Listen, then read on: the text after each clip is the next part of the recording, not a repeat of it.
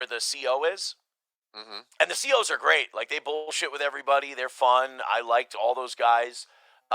One of them was really wanted to talk to me about, like, small town Minnesota while I was playing solitaire. And, like, I was trying to give him the fuck off vibe, but he's in charge. So I didn't, I was just, like, nice. I got to have 3 games going, Mikey. Like, I got the ones with the flags, and I got to lose my shirt to the guards, to maintain the lifestyle that I'm used to living. Right. I was Worm. No, they did give me 2 nicknames. Okay. We were on our way to indoor rec. We were on our way to basketball, and one of them goes, "Hey, yo, man, I got a deal for you." I go, "What?" He goes, "You get to pick. You get to pick. I want you to pick your name." I'm like, "What do you mean?" He goes, "Dude, I got 2 ideas for, like, a nickname for you. I want you to pick one." I go, "Okay." And, like, when you're in indoor rec, there's 2 doors, right? A door leaving your cell block, and then the door going out to the hallway to go to indoor rec. And it's like a recess. And they close one door before they open the other. So there's like 15, 20 of us standing in one little area waiting for the one door to open. And so everybody's in there. And the guy goes, "Yo, what would you rather be called? Dwight?" And I'm like, "Oh, fuck." I'm like, here. They thought, by the way, they were brilliant for the Dwight thing. I'm like, that is great. But, like, for 20 years, I've been getting Dwight. Or Radio. And I go, Radio's not bad. Well, I asked him, I go, "Why radio?" Like, I asked him, I'm like, the retarded Cuba Gooding Jr. He goes, no, because CO said, like, you got a radio show. So, like, there were, like, 4 employees during my time there that were Steel Toe viewers, followers, listeners, whatever you want to call it. And they would advertise it. At least 3 out of the 4. They'd give you extra mashed potatoes. They'd promote, One guy, one of the first days I was there, he kicked his toilet so much that he broke part of his toilet. So they had to take him away, and he had a mental illness. I was going to say, why is he kicking the shitter? What's going on? It wasn't like a violent guy. It was just a mental health episode, and they had to restrain him and take him out of it.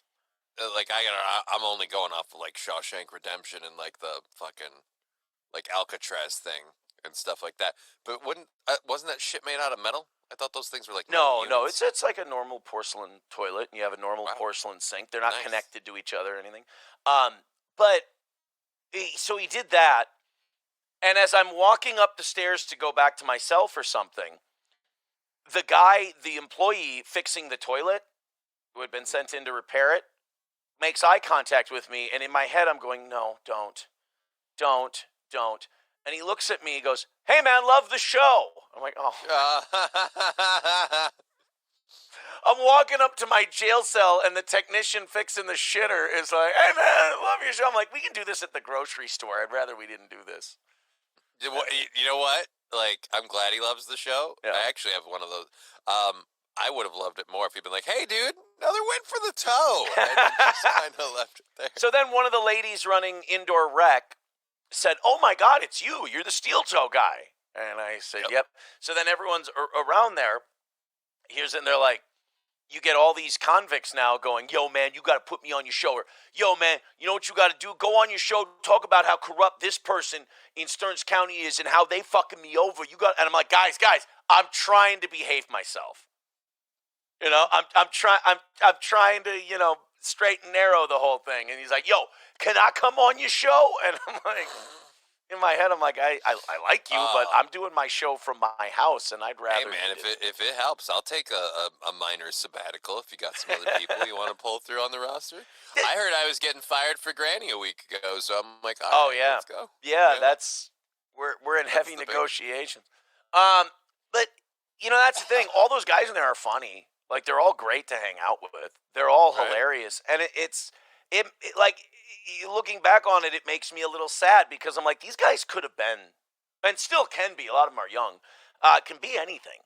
Like, they're engaging, they're charismatic, they're funny, they're friendly, they're fun guys to hang out with. I mean, like you said, it's like the drugs thing gets in the way, and then they devolve because of it. Yeah, and there's some stories I want to tell, but I don't want to. But they're not my stories. I don't want to give away. I don't want to give away, like, people are. Yeah, no thanks. but they're all very friendly. They're all really funny. We had a great time. My role as like a facilitator of shit to do kind of worked out really well in there because guys didn't really do much. They'd hang out in the day room or even at indoor rec. They didn't do a lot. And then when I got in there, I'd be like, hey, who wants to play cribbage? And I taught a couple people how to play cribbage, so I was sick of cribbage by the time I was done, but I had people to play with. When we would be shooting around, I'd be like, hey, guys, let's start a game of 21. Or, oh, you and I versus these two guys and this and that. Like, you've hung out with me before. Like, I can't sit still. And I'm like, let's go play some bags or let's go do this or let's go. And that was a lot. Like, that was an appreciated role in there. It was like facilitating shit to do because people are bored. MC of passing time. Pretty much.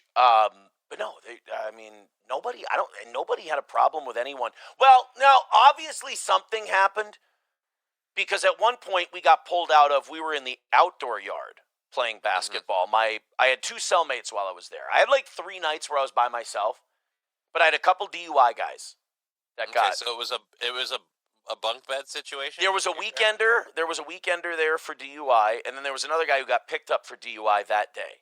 And both of them cool.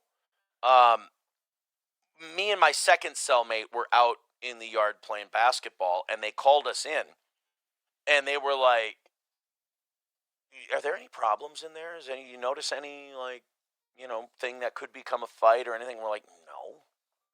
I'm like, "Okay, we're just checking to make sure is everything okay with it," and we're like, "Yeah, no, everything's good." And like my cellmate was holding on to my pocket, and we were totally cool. And whole other pocket over here. So, like, one of the COs, like, I guess there was word that maybe something was going to happen, but, like, everybody was fine. Everybody was cool. If it was, I was totally oblivious. I want to catch up with all these contributions. Then I'm going to try to go in order. I'm going to try to go from Thursday night before I went in. I'm going to go through all these notes, the whole deal. We are jumping around like crazy. Let's go. $2 from Joey Caravello. Says, Aaron, did you drop the soap? I'll wait. Thank you.